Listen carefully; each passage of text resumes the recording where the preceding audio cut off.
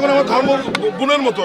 ধানের শীষে ভোট দিতে তার হাজবেন্ড মানা করছে বা বাধা দেওয়ার কারণে পান করেছিল।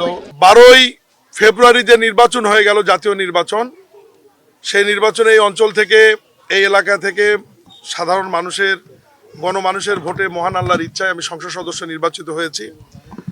ভোটের দিনে শিখগঞ্জের গুজিয়া এলাকার এই মাসপাড়া গ্রামের এই মহিলা, নাম হচ্ছে গোলাপি, উনি ধানের শীষে ভোট দেওয়ার জন্য বিএনপির ভক্ত, তারেক রহমানকে পছন্দ করেন, বেগম খালেদা জিয়াকে পছন্দ করেন, জিয়াউর রহমানকে পছন্দ করেন, ভালোবাসেন। উনি ধানের শীষে ভোট দেওয়ার সিদ্ধান্ত নিয়েছেন। ওনার স্বামী বাধা প্রদান করে যে না, তোমার আমার কথা মতো তোমাকে ভোট দিতে হবে।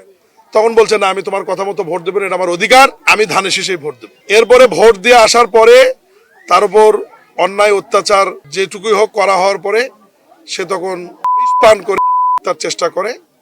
তখন এই যে পাড়া প্রতিবেশী যারা আছে তারা তাকে উদ্ধার করে হসপিটালে নিয়ে যায় এবং হসপিটালে প্রায় 3 দিন টানা চিকিৎসার পরে আমাদের এই ইউনিয়নের দায়িত্বপ্রাপ্ত বিএনপি নেতা তাজুল সহ আমাদের নেতাকর্মী বিপুল, আরমান, মনেরা সহ আমরা হসপিটালে খোঁজখবর নিয়েছিলাম। আপনারা জানেন যে আমি নির্বাচনের পরের দিনেই শপথ গ্রহণ এবং অন্য কার্যক্রমের কারণে আমি ঢাকায় চলে গিয়েছিলাম। এই কারণে আমি এই বোনটার খোঁজ নিয়েছি টেলিফোনে, আমাদের লোকজনকে হসপিটাল পাঠিয়েছি, তার চিকিৎসার খরচ দিয়েছি। পরবর্তীতে এই বিষয়টি মাননীয় প্রধানমন্ত্রী আমাদের শ্রদ্ধেয় জনাব তারেক রহমানের নোটিশে আনলে উনি বলেন যে এইবার শিখগঞ্জ যাওয়ার পর তুমি ওনার সাথে দেখা করবা এবং আমার পক্ষ থেকে ওনাকে ঈদ সামগ্রী বা প্রয়োজনীয় সহায়তা তুমি দিয়ে আসবা।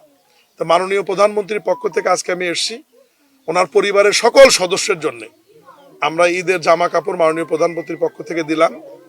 ঈদ সামগ্রী, চিনি, সেমাই থেকে শুরু করে যা প্রয়োজনীয় জিনিস দিয়েছি এবং নগদ টাকা আমরা দিয়েছি। এবং এই গোলাপির বোনের দায়িত্ব আমি নিলাম ব্যক্তিগতভাবে মাননীয় প্রধানমন্ত্রীর পক্ষে।